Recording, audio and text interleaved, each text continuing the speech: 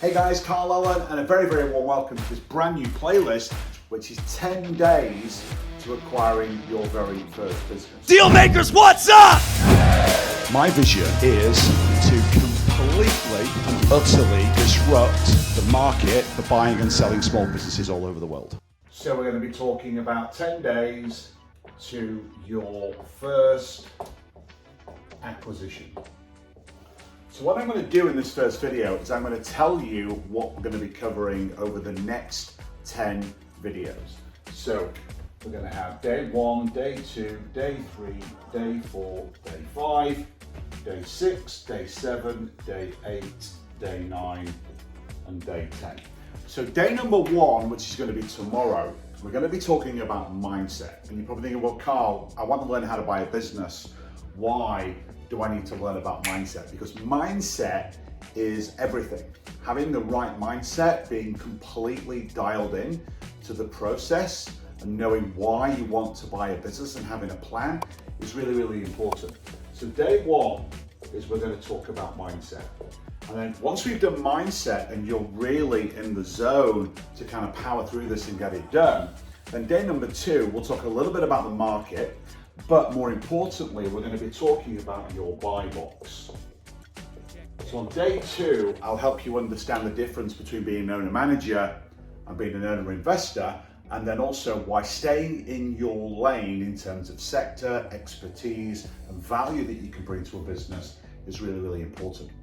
And on day number 3, we're going to use that kind of buy box deal specification that you've created, and we're going to get into deal origination.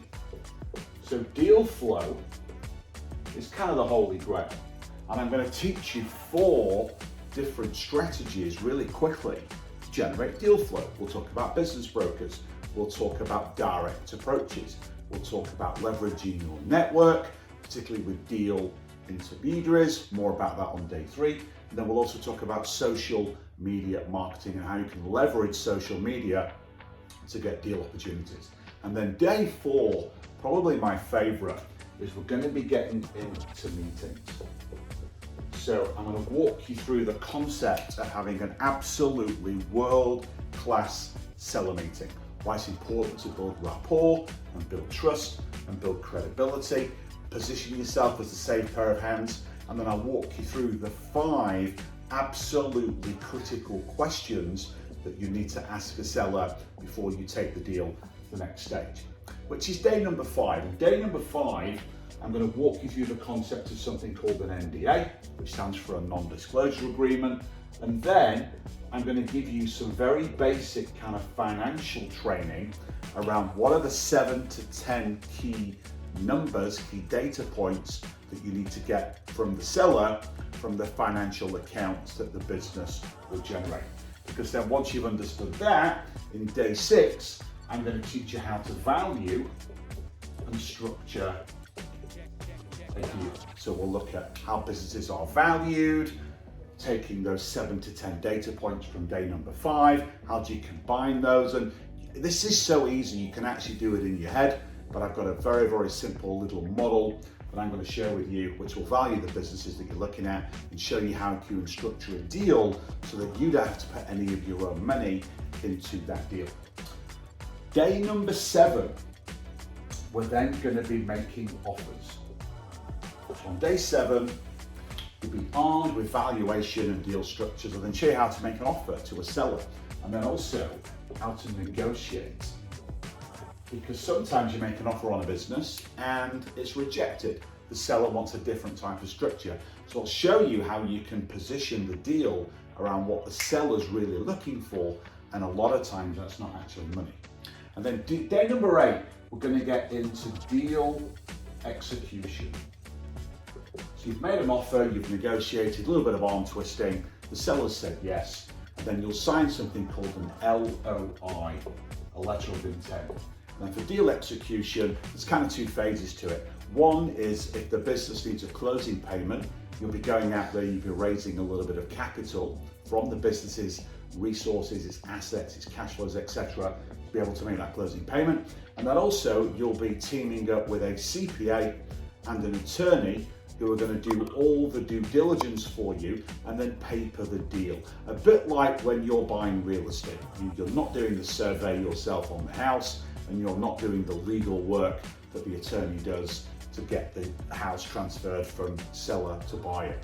In buying businesses, it's exactly the same process. We use a CPA to do the due diligence from the financial side, and then we use an attorney to do the legal due diligence, make sure the business is safe to buy, and more importantly, they will draft the legal contracts to allow you to take ownership of the business. That's coming up in day number 8. Day 9, we're going to go into closing. So what happens at the closing table?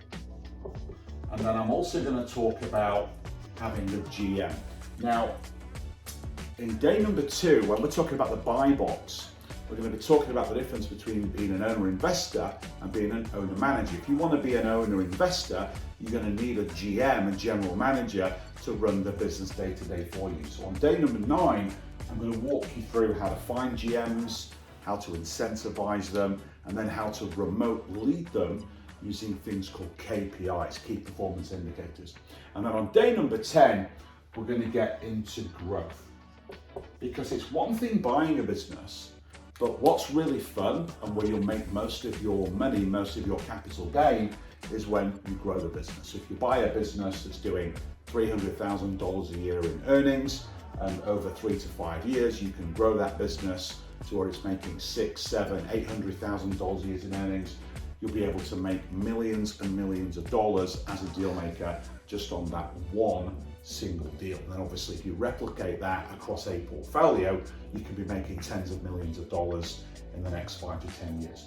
So that's the agenda for this playlist. So day 1's mindset, day 2 is buy box, day 3 is deal origination, day 4 is all about meetings, day 5 I'll walk you through the key 7 to 10 data points that you need from the numbers. Day 6 is all about valuation and structure. Day 7, offers and negotiations. Day 8 is all about deal execution, due diligence, and the fundraising. Day 9 is all about closing and having the GM run the business for you if you want. And then day 10 is all about growth. And we'll also talk about optimization as well, how to make the business absolutely coveted by trade buyers and other acquirers of the business so that you can sell for top dollar. So I hope you found that really, really useful, and I will see you tomorrow for day 1 mindset. Until then, my friends, bye for now.